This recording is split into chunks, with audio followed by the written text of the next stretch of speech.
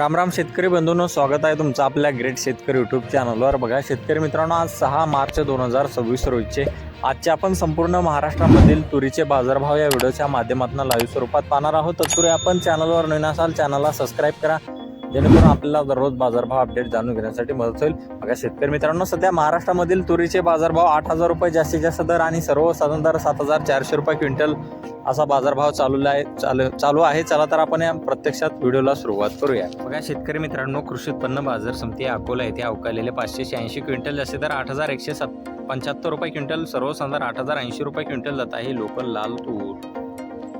बघा तसे पुढील बाजार समिती यवतमाळ येथे अवकालेले 506 क्विंटल जास्ती दर 7,565 रुपये क्विंटल, सर्वसाधारण 7,182 रुपये क्विंटल जात आहे लाल तूर। बघा तसे पुढील बाजार समिती मालेगाव येथे अवकालेले 120 क्विंटल जास्ती दर 7,300 रुपये क्विंटल जात आहे लाल तूर।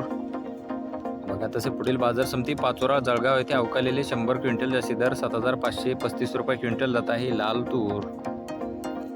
पाहू शकता पुढे आहे मलकापूर बाजार समिती अवकालेले 2260 क्विंटल जास्ती दर 8,065 रुपये क्विंटल जात आहे लाल तूर।